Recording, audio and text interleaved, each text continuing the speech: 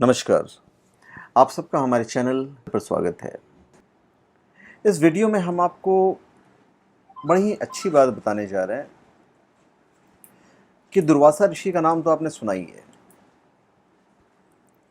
दुर्वासा ऋषि को ये मालूम था कि भगवान श्री कृष्ण भगवान है, तो उन्होंने श्राप क्यों दिया? भगवान श्री कृष्ण ने योग माया का दर्शन दुर्वासा ऋषि को तभी करवा दिया था जब वो बच्चे थे, जब वो छोटे थे। फिर भी दुर्वासा ऋषि ने उन्हें श्राप दिया। क्या श्राप दिया, क्यों दिया, ये एक चर्चा का विषय है और शोध का भी विषय है। वैसे भगवान श्री कृष्ण की लीला बड़ी विचित्र है। वे कब कौन सा काम किस हेतु करेंगे, इसे कोई नहीं जानता। भगवान की प्रत्येक लीला ऐसे रहस्यों से भरी होती है।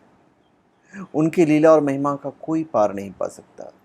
उनका मूल उद्देश्य अपने भक्तों को आनंद देना और भव बंधन से मुक्त कराना है। एक तरफ भगवान श्री कृष्ण ने दुर्वासा ऋषि को माया का दर्शन करवाया। कब करवाया? एक बार दुर्वासा ऋषि भगवान श्री कृष्ण के दर्शन करने के लिए गए थे, तो उस वक्त वो यमुना किनारे अपने दोस्तों के साथ, अपने सखाओं के साथ खेल रहे थे। धूल मिट्टी लगी हुई थी। तो दुर्वासा ऋषि को थोड़ा सा डाउट हो जाता है कि क्या यही भगवान है, कि यही भगवान श्री कृष्ण है। वो यही सोचते हैं कि जो धरती पर सखाओं के साथ लोटपोट कर रहे हैं, ये भगवान है या सिर्फ नंद बाबा के पुत्र हैं। पर ब्रह्म परमात्मा श्री कृष्ण तो हो ही नहीं सकते। दुर्वासा ऋषि जब श्री कृष्ण की माया से मोहित थे, अब उसी समय खेलते हुए बालकृष्ण स्वयं दुर्वासा ऋषि के गोद में आ गए और हंसने लगे, और हंसते हुए उन्हें सांस खींचकर दुर्वासा ऋषि को अपने अंदर समाहित कर लिया और दुर्वासा ऋषि उनके मुंह में समा गए। वहां पे वो देखते हैं कि भाई ये मैं कहाँ आ गया। उन्हें सारे लोकों के दर्शन हो गए, पातालों के दर्शन हो गए, उन्हें सारे ब्रह्मांड के दर्शन कर लिए, पर्वतों के दर्शन कर लिए। मतलब ऐसा कुछ भी छूटा ही नहीं कि जहाँ उन्होंने दर्शन नहीं किए हुए हों। वो जलों में बह रहे थे, वो पहाड़ों पे घूम रहे थे, वो पानी के अंदर विचर रहे थे, उस ब्रह्मांड के छिद्र से होकर वे दिव्य सृष्टि में प्रवेश कर रहे थे। मतलब जल राशि बह रही थी और दुर्वासा ऋषि उसमें विचरण कर रहे थे। मतलब जो पूरा फैंटेसी होता है ना, फैंटेसी, जहाँ जहाँ पर पूरे ब्रह्मांड में दुर्वासा ऋषि नहीं गए होंगे, उन सब का दर्शन भगवान श्री कृष्ण अपनी योग माया से करवा देते हैं। जहाँ असंख्य गोप गोपियाँ और गौ से घिरे हुए थे, भगवान श्री कृष्ण थे। वो साक्षात शेषनाग पे लेटे हुए भगवान विष्णु को देख रहे थे। भगवान विष्णु वहाँ लेटे लेटे भगवान श्री कृष्ण की तरह दिख रहे थे। तो सारी चीज़ें जो हैं दुर्वासा ऋषि देख रहे थे, और दुर्वासा ऋषि को देख भगवान श्री कृष्ण हंस रहे थे, क्योंकि उन्हें हर जगह भगवान श्री कृष्ण ही दिख रहे थे। हर रूप में भगवान श्री कृष्ण ही दिख रहे थे। दुर्वासा ऋषि ने हाथ जोड़कर धूल दूषित बालकृष्ण की स्तुति की, और वो नंद नंदन स्तोत्र के नाम से जानी जाती है। पूर्ण पुरुषोत्तम परमात्मा श्री कृष्ण का साक्षात दर्शन कर दुर्वासा ऋषि उन्हीं का ध्यान और जप करते हुए बद्रिकाश्रम चले गए। और श्री नंदनंदन के नेत्र नवीन कमल के समान विशाल हैं, इस तरह की कविताएं करते हुए वहां से चले गए वो। अब वही दुर्वासा ऋषि जब भगवान श्री कृष्ण रुक्मणी से विवाह कर लेते हैं तो उन्हें श्राप दिया। वो घटना मैं आपको बताता हूं। श्री कृष्ण दुर्वासा ऋषि को मानते तो थे ही, दुर्वासा ऋषि को हर कोई मानता था, उनकी इज्जत करते थे। यहाँ पे आपको कहना चाहूँगा कि कहीं कहीं उन्हें कुल गुरु भी माना गया है, कि भगवान श्री कृष्ण के वो कुल गुरु थे। पर जहाँ तक हमारा नॉलेज है और जहाँ तक मैंने पढ़ा है कि उनके जो कुल गुरु थे वो दुर्वासा ऋषि नहीं थे, वो गुरु मानते थे संदीपनी को, उन्हें अपना वो गुरु मानते थे। कहीं कहीं ये भी उल्लेख है कि उनके कुलगुरु सांडिल्य थे। तो एक अलग चर्चा का विषय जो इस वीडियो से मायने नहीं रखता है, फिर भी मैं बता दूं कि भाई वो भगवान श्री कृष्ण दुर्वासा ऋषि के पास गए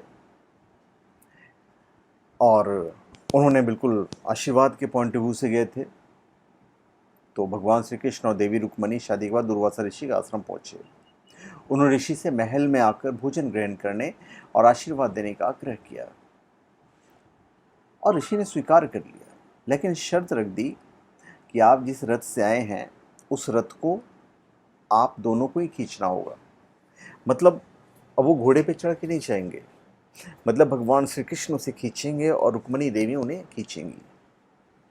भगवान ने उनकी शर्त मान ली और दोनों घोड़ों को निकालकर उनकी जगह स्वयं श्री कृष्ण और देवी रुक्मणी रथ में जुट गए।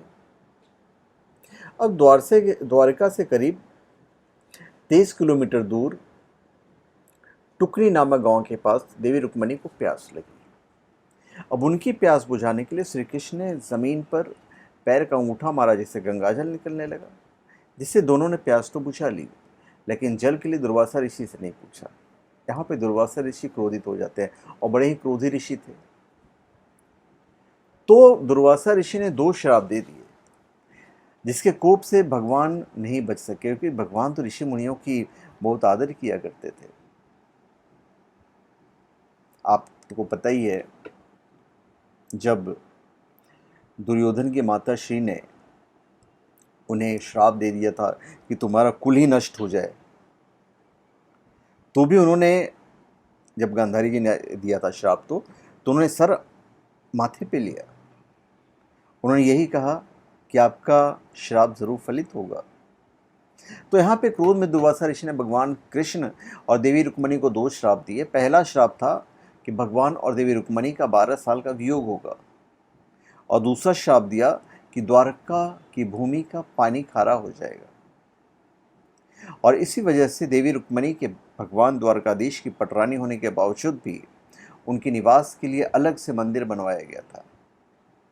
फिर 12 साल की तपस्या के बाद रुक्मणी वापस द्वारका आई थी। तो दुर्वासा ऋषि के श्राप के कारण जहाँ जल का दान किया जाता है, मान्यता है कि यहाँ प्रसाद के रूप में जल दान करने से भक्तों की 71 पीढ़ियों का तर्पण हो जाता है।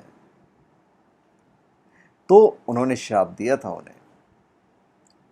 तो खैर, तो क्यों दिया था, कोई कारण? तो ये एक शोध का विषय है। बाद में तपस्या से श्राप दूर हुआ था। इस घटना से दुर्वासा ऋषि बेहद नाराज हो गए थे और क्रोध में आके बोले कि एक्चुअली में वो यही बोले कि तुम दोनों ने पानी पी लिया, अपनी प्यास बुझा ली, और मुझे पूछना भी उचित नहीं समझा, जबकि एक्चुअली में उन्हें पूछना चाहिए था। तो ये है कि जब हमारे कोई अतिथि होते हैं, तो यही ज्ञान का विषय है कि जब हमारे कोई अतिथि होते हैं तो अतिथि देवो भव, ये हमें यहाँ पे सीखना चाहिए। तो भगवान ने कष्ट